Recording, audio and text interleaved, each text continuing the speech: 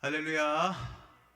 예배에 나오신 여러분들을 주님의 이름으로 축복합니다. 우리 앞뒤 옆 사람과 함께 인사할까요? 사랑하고 축복합니다. 사랑하고 축복합니다. 예배 가운데 나오신 여러분들, 그리고 이 시간 인터넷으로 예배하는 모든 분들에게 하나님의 놀라운 은혜가 충만하게 임하기를 주님의 이름으로 간절히 축원합니다. 오늘이 어버이 주일인 거 다 아시죠? 지난 5월 8일 날 어떻게 부모님들께 효도하셨어요? 아무도 대답을 안 하는 거 보니까 다 하신 줄 믿습니다. 우리가 그 아버지의 사랑, 그 어머니의 사랑, 부모님의 사랑을 기억하지 않는 것은 불효잖아요, 불효. 그 부모님의 사랑을 늘 기억하면서 하루라도 감사의 그 고백을 하는 그런 여러분들이 되었으면 좋겠어요. 우리 육적인 부모가 있는 것처럼 영적으로도 우리에겐 부모님이 계시죠. 하나님이 계시고 예수님께서 계시고, 그렇게 날마다 우리는 하나님의 사랑으로 예수님의 그 인도하심의 그 은혜로 날마다 살아가고 있습니다. 그런데 오늘 말씀을 이렇게 살펴보았더니 너무나 무서운 거예요. 에스겔에 나와 있는 그 하나님의 그 말씀이 왜 이렇게 무섭지라는 생각이 들더라고요. 하나님께서 뭐라고 말씀하고 있어요? 이들을 다 죽이고 흩어지게 만들겠다. 심지어 아버지가 자녀를 죽이고 하는 그런 말씀이 오늘 본문에 이렇게 나와 있더라고요. 이것을 보는데 한편으론 이런 생각이 들어요. 하나님이 오죽하면 이러실까? 하나님이 오죽 가슴이 아프면, 오죽 답답하시면 이런 표현을 하셨을까라는 생각을 하게 되었습니다. 저도 두 아이를 키우는 부모가 되어 보니 이 말씀이 조금이나마 이해가 되는 것 같아요. 두 자녀를 신뢰하고 믿고 키우고 있었는데 그 신뢰가 깨졌을 때 오는 그 마음, 그 충격은 이루 헤아릴 수가 없잖아요. 하나님도 마찬가지가 아니었을까요? 분명하게 하나님을 믿는 백성이다라고 이들은 고백했어요. 하나님께서 허락하신 뜻대로 살아가겠습니다라고 늘 고백했어요. 그런데 그들의 모습이 하나님께서 보시기에 충격으로 다가왔어요. 배반으로 다가왔고 배신으로 다가왔다라는 거죠. 그들의 모습이 6절 말씀에 나와 있는데 그들이 어떠한 모습으로 살았냐면 6절 말씀이에요. 6절 말씀 함께 읽어볼까요? 6절 말씀입니다. 그가 내 규례를 거슬러서 이방인보다 악을 더 행하며 내 율례도 그리함이 그를 둘러있는 나라들보다 더하니 이는 그들이 내 규례를 버리고 내 율법을 행하지 아니하였음이니라 라고 하나님께서 말씀하고 있어요. 규례를 거슬렀다. 이방인보다 더 악하다. 규례를 버리고 행하지도 않았다. 이것이 하나님을 믿는다라고 고백했던 이 이스라엘 백성들의 현 주소였습니다. 규례를 어기고 듣지도 않고 행하지도 않고 심지어 이방인보다도 못하다라는 소리를 들었다라는 거죠. 이 말씀을 들으면서 이렇게 질문해 보고 싶더라고요. 누가 이스라엘 백성들을 버렸을까요? 하나님이 버리셨나요? 이들이 버렸습니다. 하나님이 그들을 떠나서 그들이 다른 것들을 섬겼을까요? 하나님이 아니라 그들이 떠났습니다. 내 주변 가운데, 우리 주변 가운데 믿지 않는 사람들이 너무나 많아서 이렇게 되었을까요? 아니요. 내가 그렇게 했다라는 거죠. 이 말씀을 읽으면서 한편으로 너무나 무섭다라는 생각도 들면서 곰곰이 한번 생각해 봤어요. 만약에 믿지 않는 사람이 이렇게 행했다면, 믿는 사람이 아니라 믿지 않는 사람, 하나님을 내 구주로 고백하지 않는 사람이 이렇게 했다면 하나님이 이렇게까지 화를 내셨을까라는 생각이 들어요. 그런데 하나님께서 이렇게까지 화내셨던 이유가 무엇일까 이렇게 돌아보니 우리에게, 믿는 우리에게 기대하셨던 것이 있으셨어요. 그 기대가 무엇이었냐면 5절 말씀에 한 단어가 나와 있는데 6절 그 앞에 있는 5절에 보면 한 단어가 나와요. 그 단어가 뭐냐면 예루살렘이라는 단어가 나와요. 예루살렘이라는 단어가 나와 있는데 그 예루살렘은 장소일 수도 있지만 예루살렘은 하나님과 늘 거하는 백성을 표현하는 단어예요. 우리 하나님께서는 무엇라 말씀하시냐면 예루살렘을 중심으로 열방 가운데 중심의 역할을 감당하기를 원하셨어요. 예루살렘이 중심이 되어서 모든 열방 가운데 하나님의 일들을 감당하는 예루살렘이 되었으면 좋겠고 하나님의 백성이 되었으면 좋겠다라고 말씀하고 있으셨어요. 그리고 예루살렘이라고 이야기하시면서 하나님이 늘 거하시는 성소, 하나님이 늘 거하는 곳, 그러한 곳이 되었으면 좋겠다라고 말씀하고 있으세요. 다시 말해서 하나님은 예루살렘과 그곳에 거하는 백성들을 통해서 모든 열방을 다 통치하시고 열방 가운데 하나님의 그 사랑과 평화가 나타나기를 원하셨어요. 그것을 믿는 우리에게 기대하셨다라는 거죠. 믿는 우리에게 그래 늘 나와 함께 했으면 좋겠어. 너희들이 세상의 중심이 되었으면 좋겠어. 너희들이 나와 늘 함께 하면서 선한 영향력을 끼쳤으면 좋겠어 라는 기대가 있으셨는데 어떻게 행했다고요? 율법을 버려두고 율법을 행하지도 않고 이방인보다 더 못하게 살았다라고 하나님께서는 가슴을 치며 한탄하고 계십니다. 그렇게 세상의 중심이 되었으면 좋겠다, 하나님이 늘 거하고 있는 곳이 되었으면 좋겠다라고 여겼던 그곳이 악을 행하는 곳으로 변했다라고 이야기하면 성소를 더럽히는 물건들이 가득 채워졌다라고 들으면 그리고 성전 안에 우상 숭배하는 것들로 가득 채워졌다라고 그 소리를 들으면 하나님께서 마음이 어떠시겠어요? 제가 요즘 청주에 이렇게 돌아다니다 보면 청주에 아름다운 교회들이 너무나 많더라고요. 그래서 권사님들한테 물어봐요. 권사님 저 교회는 뭐예요? 그러면 대뜸하시는 말씀이 거기 신천지예요. 에? 여기는 뭐예요? 거기도 신천지가 사서 신천지가 간판을 달았어요. 분명히 그 전에는 교회였거든요. 분명히 그 전에는 하나님께서 핏값으로 세우신 교회였어요. 그런데 그 교회가 예루살렘의 역할을 감당하지 못하니 그곳에 우상들이 들어오게 되고 이단들이 그곳을 차지하는 것을 보니 너무나 가슴이 아프더라고요. 제 마음도 아프고 화가 나는데 하나님은 오죽하시겠냐는 겁니다. 오늘 말씀 가운데 나오는 이스라엘 백성들은 스스로 하나님을 떠났어요. 그런데 그들은 그것을 인정하지 않습니다.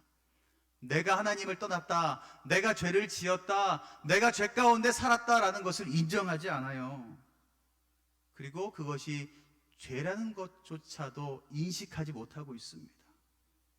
그래서 그들에게 너희들이 행하는 것은 죄다, 너희들이 말하는 것, 너희들이 행동하는 것, 너희들이 하는 모든 것들은 죄다라는 것을 인식시켜 주시기 위해서 행한 것이 있는데 그것이 뭐냐면 16절에 나오고 있어요. 16절에 하나님께서 그들에게 너희들이 하는 것은 죄다라는 것을 인식시켜 주기 위해서 하셨던 것이 16절 말씀에 나와 있습니다. 우리 16절 말씀 함께 읽어볼까요? 내가 멸망하게 하는 기근의 독한 화살을 너희에게 보내되 기근을 더하여 너희가 의뢰하는 양식을 끊을 것이라. 여기에서 나오는 단어 중에 중요한 단어가 뭐냐면 기근이다라는 단어입니다. 기근을 통해서 양식을 끊어버리겠다라고 말씀하고 있어요. 여러분들 인간이 가장 큰 고통이 느낄 때가 언제인지 아세요? 배가 고플 때예요. 양식이 끊어질 때예요. 옷이야 1년이건 2년이건 입으면 돼요. 그런데 먹는 것은 3개월, 6개월 지나면 죽게 돼요. 인간이 느낄 수 있는 가장 큰 고통은 먹지 못하는 것이거든요. 출애굽에서 애굽 땅에서 이스라엘 백성들을 출애굽시키셔서 하나님께서 먹을 것을 끊으셨을 때에 이들의 악한 본성이 제일 많이 드러났어요. 하나님의 존재까지도 부정하는 죄를 범하게 됩니다. 그만큼 인간에게 있어서 이 먹고 사는 문제는 너무나 중요했는데 하나님께서 그것을 끊으시겠다라고 말씀하고 있어요. 너희들이 잘못하고 있다라는 것을 그 먹고 사는 문제를 끊어뜨림으로 보여주겠다라고 말씀하고 있습니다. 그런데 이렇게 하는 것도 뭐가 있어야지만 가능해요? 사랑이 있어야지만 가능해요. 사랑이 없으면 그들이 무엇을 하던 무슨 말을 하던 어떠한 짓을 하던 아무 관심이 없어요. 그런데 가슴을 치는 그 사랑이 있기 때문에 하나님께서는 그들에게 너희들이 하는 것이 죄야, 제발 그러니 돌아와 하면서 그런 환난을 허락하고 있습니다. 여러분들이 잘 아는 것처럼 요나 이야기 잘 알고 계시죠? 우리 하나님께서는 니느웨 백성의 악함을 보시고 그들에게 누구를 보내요? 요나 선지자를 보냅니다. 그런데 요나는 그 니느웨 성이 망하는 것을 너무나 원했어요.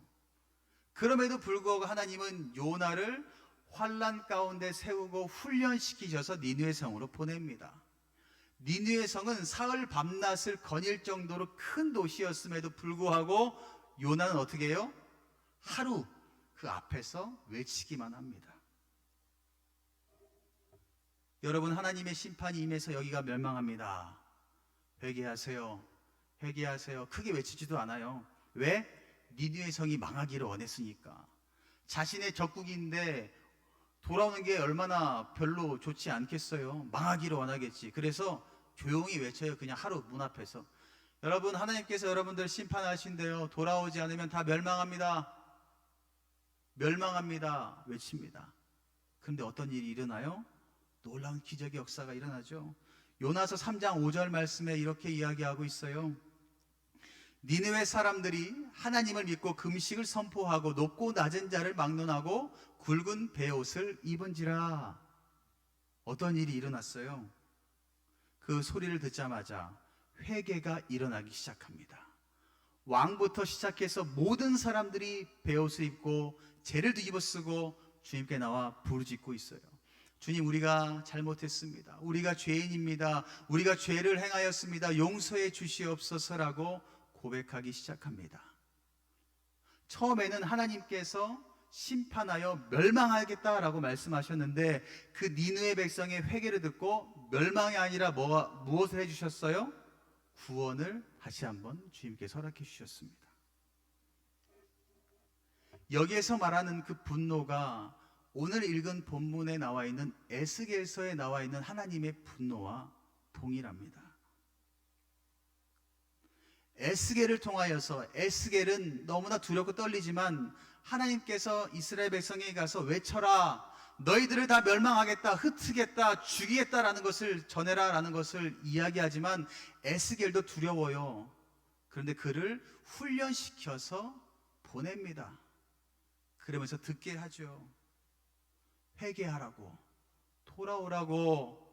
분노가 했다라는 것이 아니라 내가 너희를 사랑한다라는 것을 들으라라고 이 에스겔을 보내고 계십니다. 사랑하는 모든 성도 여러분, 하나님은 에스겔을 3장 17절 말씀에 이렇게 불러주세요.